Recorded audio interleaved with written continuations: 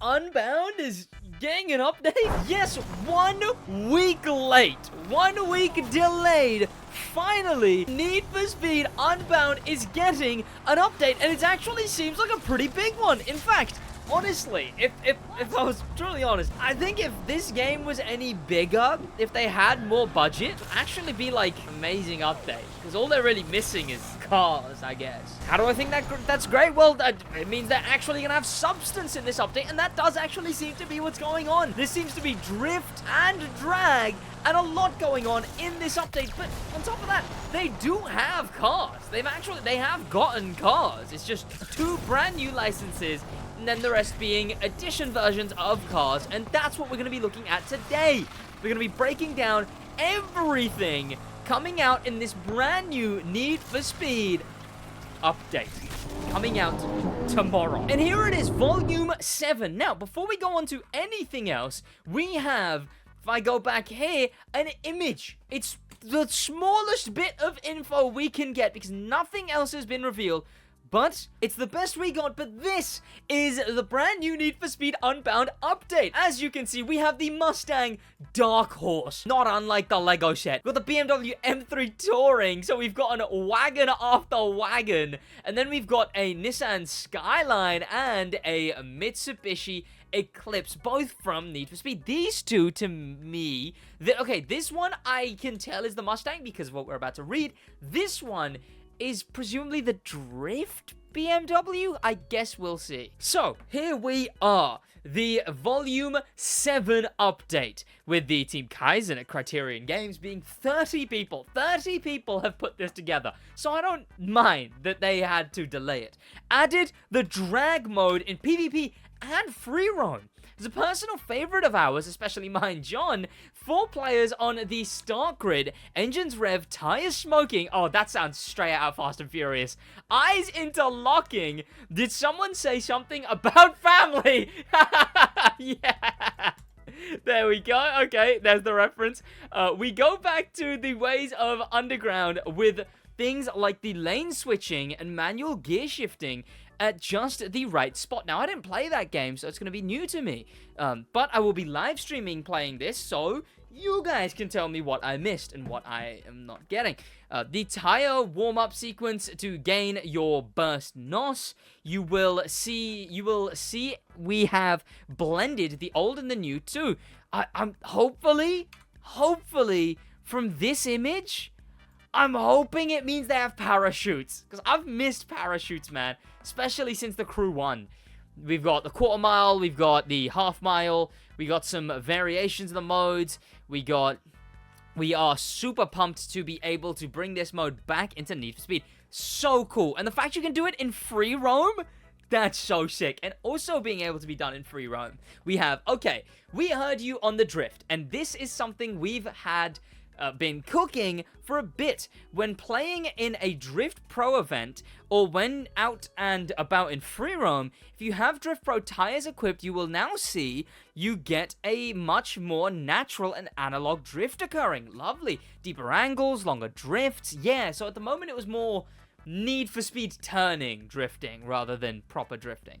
In the mode itself, we have taken big inspiration from Underground with our more streamlined scoring multiplier and chaining, but added in some new with twin drifting. Very, very sick. Drifting in tandems with other players. So presumably you can do that in the open world. That's going to be so cool that you can, like, presumably be driving around and tandem, like, you'll be able to, hopefully, my hope is that you'll be able to drive around the world and see people drag racing in the world and people drifting in tandems in the world, just as an active activity that people are doing. Added drift tires for improved drifting. Yes, so it's if you have the tires equipped, that's how you make a car a drift car, I guess. Drift Pro tires need to be equipped for your vehicle in order to take part in Drift Pro events. They aren't going to break the bank, and I think you guys have enough cash in the game already, right? Don't worry if you do not have any to start, of course. Borrow a loaner from good old Rydell. Okay, so you can, you can test out the drift tires. Nice. I'll obviously check them out tomorrow. Added League in free roam, bringing some single-player progression flavor into online. League is a league to climb up of the top of, harking back to a more simpler time for this. Okay, interesting. How will you get that? Complete challenges to unlock the opportunity to take on races in Lakeshore. Watch out for Ross in one-on-one drag race. Oh, so an open world drag league? Hang on, beat them and you move up the league. New racers will take on, well, what? That's so cool. There are selected rival races. Yeah, that's something from the story. 12 races to beat in total, well, actually 13. But check the community challenge for that, so we will see about that, because they explain. Added community challenge. Again, something new for Unbound in Volume 7. What? Is the community challenge. The idea, take on the community challenge of sticking it to the cops, fulfill the challenge, and, well, there are some murmurings that the person setting up the challenges may grace us with their presence. Oh! Is this going to be another collab? Imagine Black Panther goes from Motorfest to Need for Speed. Could you imagine? You will want to make sure you work as a community, though. We hear this mysterious racer likes to switch up their ride, so it might not be around to grab. Okay, so it might be, I assume it's someone from the Need for Speed world, is what it'll be. Not Need for Speed world, from the Need for Speed world, presumably. Not an IRL celebrity collab, but that's also possible.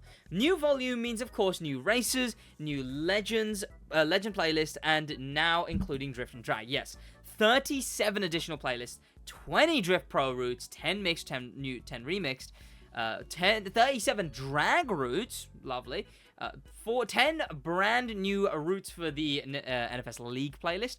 This includes being able to drive in Eddie and Rachel's iconic Skyline and 350Z. Lovely. Then we have, did I get that wrong earlier when I said something was an eclipse? I might have done. There is an eclipse here somewhere. I don't think I did. I don't think I got that wrong. But a 350Z, yes. Added new cars. There is a crazy amount of cars, both new and custom. Yes, lovely. So, first is the Speed Pass. So, here's the Speed Pass ones. We have the Ford Mustang Darkhorse with 3 body kits. The Melissa's custom Mitsubishi Eclipse from Need for Speed Underground. We've got the Speed Hunters Drift custom M3 Touring, so a drift version of the M3 Touring.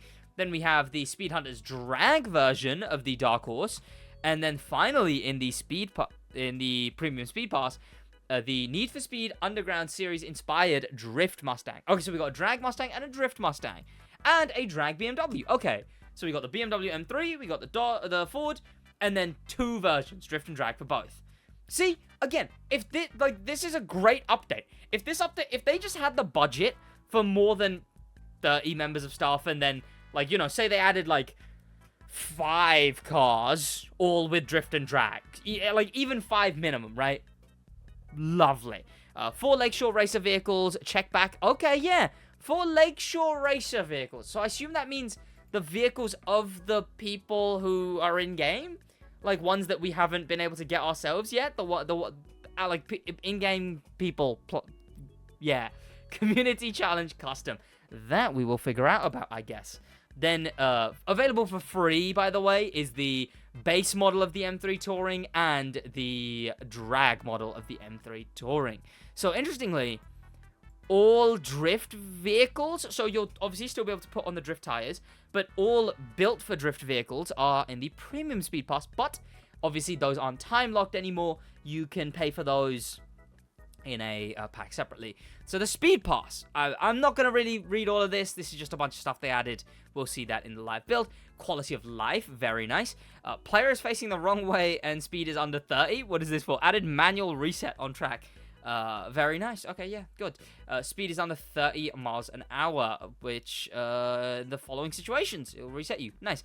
A prompt will appear depending on your platform of choice, and you can get back into the action. Made changes to the suspension damping values. Okay, so suspension is changed, and, that's a separate one, but this one, basically, if you are facing the wrong way and you're going that slow, the game will give you an option to instantly reset, basically, which is good, absolutely. And then something to do with suspension changing, I guess. I don't know. There's the fixes for anyone who needs them. I haven't been playing enough to care much for the fixes. But honestly, that is so good. That is, like, so good. That's what I mean. Like, it's so sad what EA has done. It is so shitty what EA has done to Unbound. What they have done to the dev team. Gutting them for Battlefield like they have. I'm so thankful that the dev team that's left cares as much as they do for the game. Because they have ravaged it. They have ravaged this team and ravaged this game. Yet it's still pumping out such a great update. Like, now I'm really looking forward to the Hot Pursuit style one. Because Hot Pursuit, as much as I didn't grow up with Underground or whichever this one was based on, I did grow up with Need for Speed Hot Pursuit. That was the Need for Speed I grew up with. And I'm really looking forward to that. So, I hope I get to enjoy that when that comes out. And I hope you boys enjoyed this video and this update on what's coming up on Need for Speed. I will be doing videos on Need for Speed on this next week. I'm going to be very busy though, so I might miss some days, but I will be at it. That's going to be about it from me in a bit.